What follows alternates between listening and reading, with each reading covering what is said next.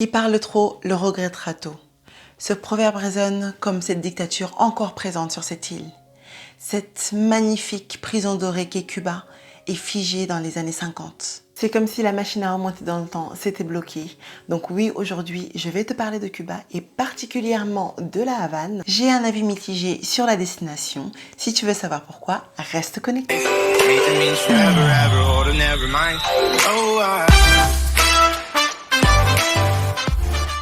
Hello world et bienvenue sur ma chaîne Have a Peek. Moi c'est Sensimilia, OS pour les intimes, et ici on parle de voyage et de rencontres sans se ruiner, car je suis persuadée que cette formule magique va aider à ton épanouissement personnel. J'espère donc te donner envie de partir quelque part, un truc qui t'anime, pour te faire ta propre expérience de ce que je raconte. Si tu veux profiter de mes astuces et de mes folles expériences, alors tu as 3 choses à faire. La première, abonne-toi à cette chaîne et active la cloche des notifications. La deuxième, n'hésite pas à partager cette vidéo si tu penses qu'elle peut aider des amis. Et la troisième, n'hésite pas à me suivre sur mes réseaux sociaux que je mettrai là ou là. J'ai aussi un blog où j'ai écrit pas mal d'articles. Donc c'est un blog que je nourris depuis 2013 qui pourra te donner des idées de destination. Et sinon sur Instagram où il y a toutes mes photos de voyage. Commençons tout de suite. J'étais donc à Cuba, particulièrement à la Havane, avec 2 autres copines en novembre 2015. Voilà, donc il faisait beau, il faisait chaud, tout était super. Enfin, dès l'arrivée, dès l'aéroport du moins, retour en arrière dans les années 50, les vieilles Chevrolet qui étaient là de toutes les couleurs. Enfin, vraiment, c'était génial. Les paysages magnifiques, les Cubains magnifiques. Alors, petite précision, moi, quand je voyage, j'aime voyager en immersion. J'aime arriver, aller vers les gens, aller vers les Cubains, poser des questions. Enfin, vraiment, tout savoir de A à Z, être comme un enfant qui découvre la vie. Donc, par réflexe, dès que nous montons dans le taxi, je commence à poser, voilà les questions au taximan.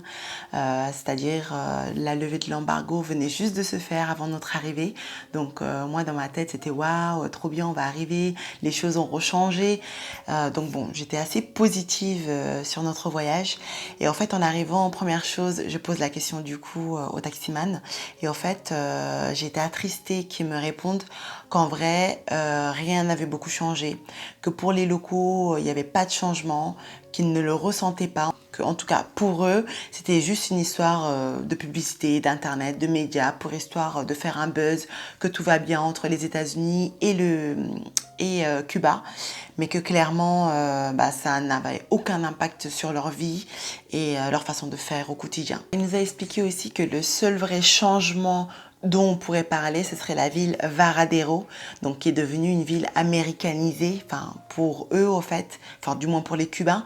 Varadero ne fait pas partie de Cuba, enfin c'est vraiment les États-Unis qui sont venus, qui se sont implantés et du coup où ils ont construit des grands hôtels.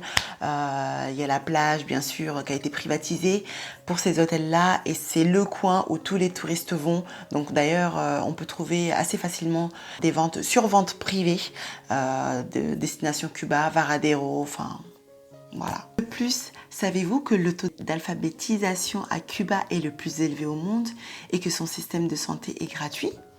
Moi, je ne le savais pas, j'ai découvert tout ça sur place. Voilà donc des exemples concrets du pourquoi je préfère être proche des locaux, car il n'y a que de leur bouche que vous saurez réellement la vérité. Je n'étais pas allée dans un hôtel car ils sont beaucoup plus chers qu'en France et clairement si vous voulez aller dans un hôtel il faut avoir un sacré budget.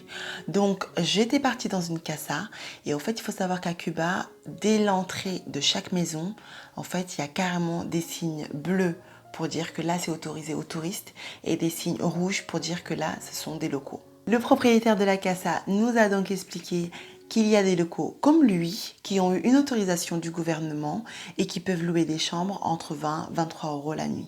Les casas ont donc un signe bleu à l'entrée et j'ai été encore une fois attristée de voir que finalement on allait se retrouver uniquement entre touristes et pas pouvoir se mélanger avec les locaux.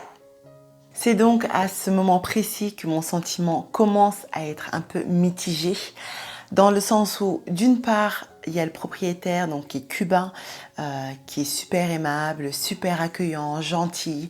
Alors il faut savoir qu'il y avait aussi d'autres Cubains qui étaient là, donc qui travaillent dans la casa, c'est-à-dire qui préparent le petit déjeuner, qui font le ménage, enfin voilà, avec qui on peut aussi échanger.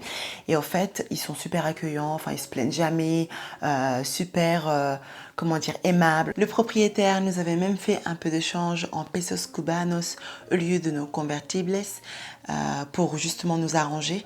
Alors, je vais reparler de la monnaie un peu plus tard. J'ai aimé le fait que ce soit une ville safe, quelle que soit l'heure, qu'il n'y a pas de SDF dans les rues, qu'il n'y a pas de racisme, voilà, et que vraiment les paysages sont magnifiques, ça il n'y a pas photo. Comme on voit à la télé, c'est exactement ça. Nous avons eu l'occasion de nous rendre compte que les Cubains ont conservé leur héritage culturel et spirituel de leurs ancêtres, malgré l'esclavage auquel ils ont eu droit. Donc effectivement, il y avait un événement auquel nous avons eu la chance d'y assister.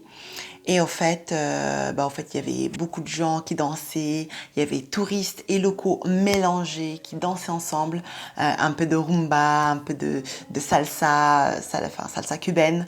Vraiment, c'était juste trop bien. Moi-même, je me suis prêtée au jeu, je suis partie danser avec les Cubains, tout ça.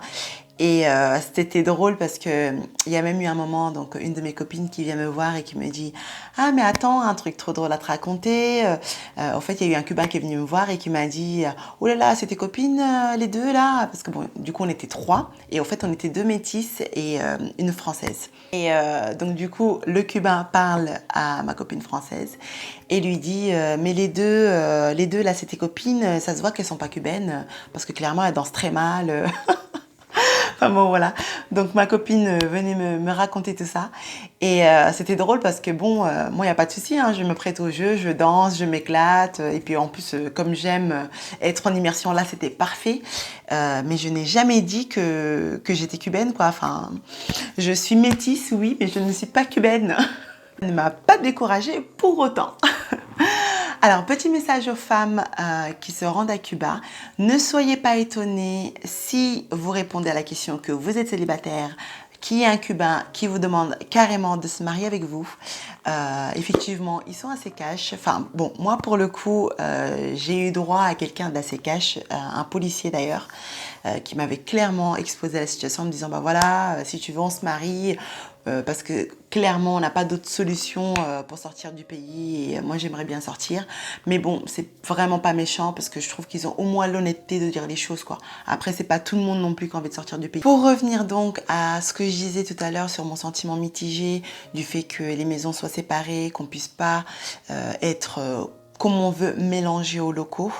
Alors d'autre part, il y a eu aussi cette crainte que les locaux ont eue quand par exemple je prenais des photos dans la rue, donc notamment ces belles maisons colorées. Quand j'essayais de prendre en photo, bah, en fait souvent j'avais eu droit à un mouvement comme ça qui me disait non non, prenez pas de photos, ou non non, partez, je veux pas de photos ici, enfin voilà, des choses comme ça. Et en fait je comprenais pas, enfin je me disais mais pourquoi les gens ils veulent pas que je prenne des photos? En plus c'était pas forcément une personne en soi, c'était vraiment le paysage, les maisons. Et en fait en me renseignant un peu, on m'a expliqué que en fait à Cuba, les gens se méfiaient un peu de tout le monde, c'est-à-dire un simple voisin qui entendait son autre voisin parler mal du pays, du gouvernement, pouvait justement aller se plaindre et lui ramener de gros problèmes. Et de la même manière, étant touriste, si en fait, un touriste se plaint pour tout et n'importe quoi, en fait, il pourrait ramener des problèmes aussi aux Cubains. Et c'est pour ça que ces gens se méfient. Voilà, et c'est pour ça qu'ils ont aussi encore peur, quoi, parce que bon, en même temps, ça a été un pays qui a été sous dictature pendant très longtemps. Donc on peut que les comprendre. Et moi, ça me fait penser d'ailleurs en Afrique où il y a pas mal de pays. On ne peut pas se permettre de parler mal du gouvernement, du président sans avoir de problème, quoi. Clairement, cette liberté d'expression qu'on a en France, parce que c'est une démocratie, en fait, c'est pas ce qu'on retrouve partout, quoi. Donc, en général, il faut s'adapter en fonction du pays où on va et comprendre la situation, quoi. Pour revenir donc à la monnaie, il y a deux monnaies. Les cucs. Donc avec un C qu'on appelle le convertibles. Donc là, c'est la monnaie pour les étrangers dont 1 euro égale à 1,08 cuc. Et il y a les cupes, donc avec un P, qu'on dit aussi pesos cubanos, qui sont la monnaie pour les locaux. Et par exemple, un cuc, ça revient à 26,5 cuc. Tout ça donc pour dire que la monnaie cubaine reste quand même une monnaie chère, même pour des Européens. Et par contre, il y a une dévaluation de la monnaie pour les Cubains, pour leur permettre de vivre, d'acheter des choses, enfin bon voilà. Et en conséquence de ces deux monnaies, forcément dans les magasins, les grandes surfaces, il y a deux monnaies affichées pour un seul article. Voilà, donc je sais pas, pour s'acheter tout et n'importe quoi, arrivé en caisse, les caissiers, ils ont deux monnaies à chaque fois. Là où justement notre propriétaire donc de la casa nous avait sauvé la mise, c'est sur le fait que quand on a eu des cupes, en fait on pouvait se permettre d'acheter au stand dans la rue des fruits quoi, des fruits mais extrêmement délicieux. Et heureusement franchement qu'il nous a dépanné parce que clairement en fait tous les matins on payait 5 cucs pour le petit-déj, donc dans la casa. Mais en fait, bon, à un moment donné, au bout du 3e ou 4e jour, on avait envie de changer de fruits, quoi. Enfin, c'était toujours les mêmes fruits. On s'est dit non, non, non, on veut d'autres fruits. Et en fait, dans la rue, il y avait d'autres fruits et on a pu y goûter de cette manière-là, quoi. Donc, c'était top. Petite précision quand même, c'était top, mais en fait lui, commerçant ambulant, il ne prenait que des cupes, des pesos cubanos. En fait, il ne prenait pas de convertibles. Donc voilà, c'était la raison qui nous bloquait, le pourquoi on avait absolument besoin de monnaie cubaine. Sinon, l'autre chose qui m'avait un peu déçue, c'est qu'en fait, il y avait des bus cubains. Quand j'avais essayé de vouloir y monter, on m'a dissuadé, mais complètement dès le départ. On m'a dit non, non, non, non, c'est réservé pour les Cubains. Toi, en tant que touriste, tu dois aller prendre les belles Chevrolet, là, les taxis à payer super cher. Je ne sais plus combien d'ailleurs les prix, mais bon, c'était super cher par rapport au bus. Enfin, en même temps, c'est normal. Que les touristes ne payent pas les mêmes prix. Enfin, moi, je trouve ça normal. Mais de là qu'il y ait des différences de fois 20 ou fois je ne sais combien, bon, faut pas abuser non plus, quoi. Parce que moi-même, j'étais pas super riche quand j'y y allais. J'étais encore étudiante. Enfin bon, voilà, c'était un peu compliqué, quoi. Voilà donc comment ma tentative d'immersion au niveau des bus a aussi échoué. Enfin voilà, finalement c'est pas possible au niveau des bus, c'est pas possible au niveau des casas, enfin des maisons. Dans les supermarchés, pareil, c'est compliqué. Enfin bon voilà. Sinon la pollution, on en parle. Parce que vraiment la pollution à Cuba, enfin du moins à La Havane, parce que c'est vrai que j'ai pas pu trop bouger par rapport à un autre point que je vais expliquer après, donc Internet. Mais vraiment, la pollution à La Havane, c'est quelque chose. J'ai beaucoup voyagé et franchement, j'ai même eu l'impression que même au Sénégal, c'est moins pollué qu'à La Havane. Vraiment, j'étais triste de me rendre compte de ça parce que je me disais, mais comment font les gens pour vivre au quotidien en termes de santé publique? Mais qu'est-ce que ça doit être en fait en termes des poumons, des maladies pulmonaires? Enfin, clairement, moi, j'y ai passé qu'une semaine et j'avais peur d'attraper une maladie pulmonaire. Alors, je ne sais pas laquelle, mais vraiment, j'avais cette crainte, quoi. Alors, quand j'ai essayé de me renseigner, on m'a expliqué que cette pollution venait beaucoup des moteurs des Chevrolet, parce que tant que le moteur roulait, enfin tant que la voiture roulait et que le moteur fonctionnait encore, en fait on ne le changeait pas. Ils allaient l'utiliser jusqu'à la dernière minute, quoi. Donc effectivement, le gaz carbonique qui s'y dégage, voilà, enfin tout le monde le sait, tout le monde le voit, enfin ça en est même visible, mais bon, voilà, c'est comme ça.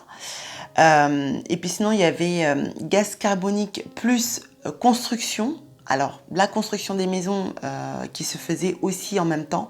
Alors, ce truc-là, je pense que ça doit venir du fait des cyclones parce que, bon, Cuba, ça reste quand même une île qui est dans les Caraïbes. Et puis, les Caraïbes, on sait qu'il y a pas mal de cyclones. Bon, même s'il n'y en a pas tout le temps, il y en a quand même. Et justement, je vous mets un petit extrait là en vidéo que vous voyez ce que ça donnait en termes de paysage. C'est parti.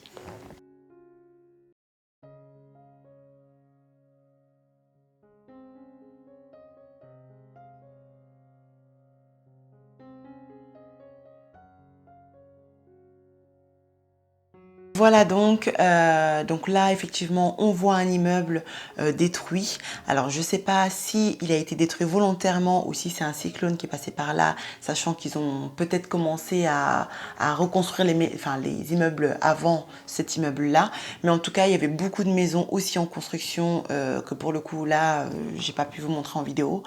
Mais voilà, donc vraiment ce combo construction avec la poussière de la construction, plus pollution des moteurs des Chevrolet. Enfin vraiment c'était un combo axifiant et je me suis posé la question, mais est-ce que vraiment il y a beaucoup de personnes, beaucoup de Cubains, Cubaines qui ont des maladies pulmonaires? Et d'ailleurs si vous êtes Cubain ou Cubaine et que vous passez par là, franchement c'est une vraie question qui m'intéresse. À la rigueur si vous pouvez me répondre en commentaire, enfin voilà, que je sache, parce que vraiment je me suis inquiétée pour la population en termes de santé publique. Bon, je crois qu'il faut que je passe au dernier point parce que sinon la vidéo va juste être trop longue. Donc le dernier point, Internet. What the beep? Les gars, il n'y a pas Internet à Cuba. Non mais vraiment, à la Havane, allez, à la Havane. Je ne sais pas dans tout le reste de Cuba, c'est pour ça je précise bien à la Havane, il n'y a pas Internet. Clairement, je ne suis pas du genre très connectée, tout ça. Mais c'est vrai que bon, quand tu es à l'étranger, il faut un minimum parler à sa famille, quoi. Enfin, les rassurer, ça va, je suis bien arrivée, ça se passe comme ci, comme ça. Enfin bon, voilà. Et même ça, c'était compliqué. C'était vraiment compliqué. Au départ, je me disais non, mais bon, c'est peut-être mon réseau qui passe pas ou je ne sais quoi. Enfin voilà, il fallait chercher, je sais plus, un endroit ou aller carrément dans un restaurant pour payer et avoir un code wifi, quoi. Parce que justement, dans certains restaurants, là, par contre, il n'y avait pas de problème, bizarrement. Il y avait une bonne connexion. Et d'ailleurs, c'était marrant parce que au départ, je comprenais pas que c'était pour Internet. Et en fait, on marchait dans les rues comme ça, puis on voyait plein de petits groupes de jeunes comme ça, qui se mettaient sur leur téléphone, par terre, il y en a debout. Enfin voilà, parce que je pense que bon, la jeunesse cubaine est à minimum connectée. Et en fait, ils connectaient, quoi. Ils étaient tous sur Internet. Et en fait, moi, quand je passais, je comprenais pas. J'étais là, mais pourquoi ils sont tous par terre? Pourquoi ils sont tous là et pas là-bas? Pourquoi ils sont tous à un seul et même endroit? Et en fait, en face, il y avait soit un resto ou un bar. Et je me suis dit, bon, peut-être que c'est par rapport à Internet, vu que moi-même, j'avais galéré la veille pour trouver un spot Internet. Enfin bon, voilà. Donc tout ça pour dire que Internet, c'est un gros problème à Cuba. Et ça m'a même limitée dans mes déplacements parce que moi j'aime bien bouger, voilà, quand j'arrive dans une ville, pouvoir faire d'autres villes à côté. Donc effectivement, on est parti à Varadero et on a bien vu qu'effectivement, bah, c'est très touristique. Voilà donc toutes les raisons qui ont fait que j'ai un avis assez mitigé sur la destination, en tout cas sur la Havane.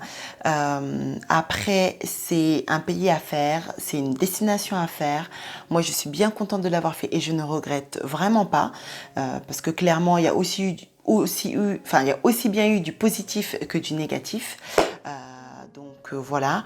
Après, j'aurais tendance à vous conseiller de peut-être aller voir ce qui se passe dans le sud et pas forcément faire une capitale parce que bon, après on sait très bien que les capitales ne sont pas représentatives du pays. De la même manière, moi j'aime pas Paris, enfin j'espère ne jamais vivre à Paris. Par contre, j'aime bien y aller si c'est une histoire d'un week-end, faire quelques courses ou faire un peu ma touriste sur Paris. Donc je pense que de la même manière, la Havane, voilà, c'est normal que je sois mitigée. Et je pense que la prochaine fois que j'irai à Cuba, moi-même j'essaierai d'appliquer mon conseil, d'aller un peu plus dans le sud, voir ce qui se passe là-bas. Et peut-être que là, on pourra peut-être un peu plus se mélanger. Enfin, je ne sais pas. D'ailleurs, s'il y a des personnes qui ont déjà été à Cuba dans le sud, en tout cas dans une autre ville que la Havane et autour de la Havane, bah, merci de me dire en commentaire comment s'est passée votre expérience dans le sud notamment. Mon avis donc est assez mitigé sur la destination parce que je n'ai pas pu être en immersion à la Havane.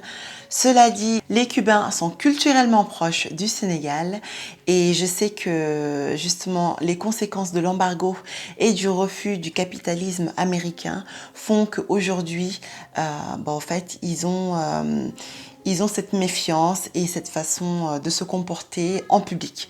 Parce que clairement, en privé, donc dans les casas, ils sont juste adorables. Après tout, il y a du bon et du mauvais partout. Donc, si cette vidéo vous a plu, n'hésitez pas à mettre un pouce en l'air. Je vous remercie et puis je vous dis à bientôt pour d'autres vidéos. Tchuss!